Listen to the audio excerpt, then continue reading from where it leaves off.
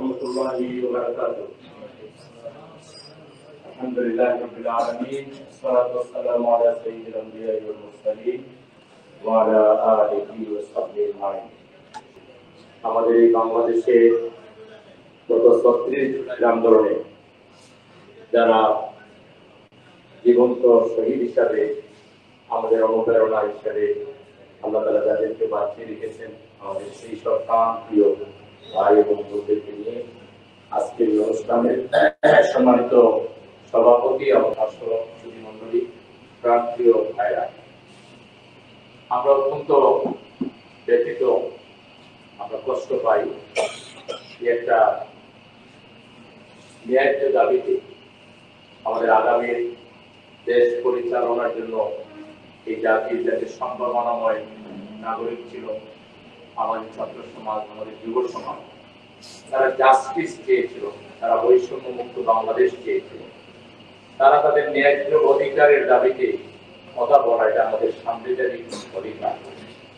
সেই অধিকারকে কেড়ে নিয়ে এই ছাত্র আন্দোলনকে সন্ত্রাসী আন্দোলন আখ্যা দেয়া, তাদেরকে রাজাকারের নাতিপুতি বলে আখ্যা দেয়া এবং তাদের উপরে রাষ্ট্রীয় বাহিনী কর্তৃক নির্বিচারে গুলি করে প্রায় ১৫০ শতাধিক ভাই বোন ছেলে মেয়ে শিশুদেরকে এইভাবে কেড়ে নেওয়া জীবন, এটাও আমাদের ইন্টারিম গভর্নমেন্ট তারা এখনো পরিপূর্ণ সংখ্যাটা আমাদেরকে আনুষ্ঠানিকভাবে জানাননি।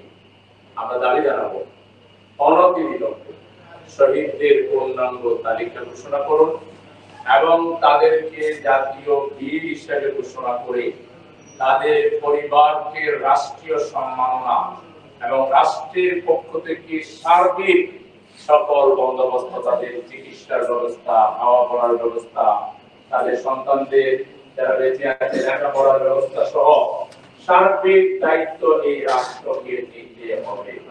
এরপর আমাদের যারা আহত, আমি মনে করি আহতদের তালিকা নিশ্চিত করা দরকার এবং তাদের পরিবারের দায়িত্ব নেওয়া দরকার।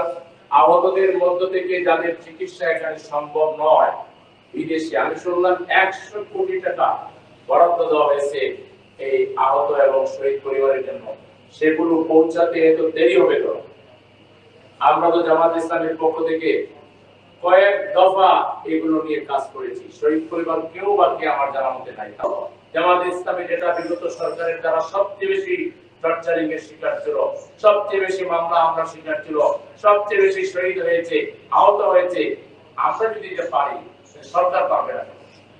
আমরা সরকারকে এই ব্যাপারে আরো মনোযোগ দেওয়ার জন্য আহ্বান জানাই এবং আমাদের পক্ষ থেকে সম্ভব সবকিছু আমরা শহীদ এবং আহত পরিবারের আমাদের পরিবার হিসেবে আমরা মনে করি।